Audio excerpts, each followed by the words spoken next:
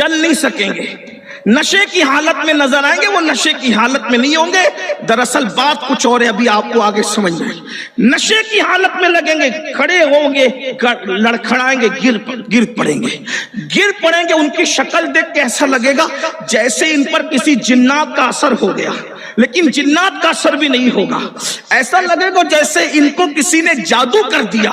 जैसे जादू किसी पे किया जाता है तो वो कैसे लगता है, जिंदा होकर भी बिल्कुल उसका चेहरा उतरा हुआ, डरावना, सूना, जैसे किसी को कब्र से निकालो तो कैसे दिखता है, कब्र के मुर्दे की तरह। अल्लाह अकबर, ऐसे सूना चेहरा, उतरा चेहरा, लड़खड़ा के गिर रहा है, चल नहीं पा रहा है। और उसके बाद और एक हदीस साथ में ऐड कर लूं, उसके पेट जो होगा उसका, वो कमरे की तरह बड़ा होगा, उसमें सांप और बिच्छू नजर आ रहे होंगे, उसके पैर और हाथ इतने छोटे और पेट मटके की तरह, पेट कमरे की तरह बड़े, और वो जब चलना चाहेंगे तो गिर जाएंगे। जाहिर सी बात है, पेट बड़ा हो जाए तो आदमी खड़े होकर 2 रकात नमाज नहीं पढ़ पाता। अल्लाह की पनाह चाहते हैं कि अल्लाह अकबर, अल्लाह की पनाह चाहते हैं कि हम इबादत मसनून तौर पे न कर सके। खुदा की दुआ की बारगाह में दुआ करो, अल्लाह हमें आखिरी नमाज भी महबूब के तरीक पर अदा करने की तौफीक अता फरमाए।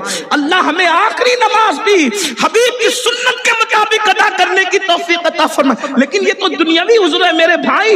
अगर खुद का पेट बड़ा हो जाए हलाल खा करके तो आदमी देर तक खड़े नहीं रह सकता, लेकिन मटके जैसा पेट, कमरे जैसा पेट, और उसके बाद लड़खड़ाना, नशे की कैफियत में रहना, और वो चल नहीं सकेंगे। अल्लाह अकबर, काफिर तो चल करके जाएंगे, लेकिन ये लोग चल कर नहीं जा सकेंगे।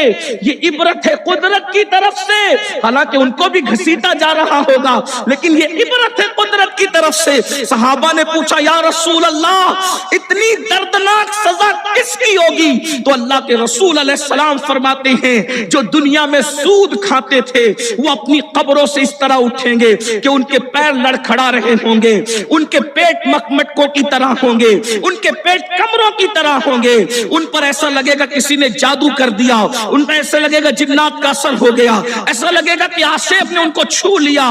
मखबूतुल हवास जिसको कहते हैं, हवास काबू में नहीं होंगे, इस तरीके से वो उठेंगे। कौन? सूद खाने वाले, सूद का धंधा करने वाले।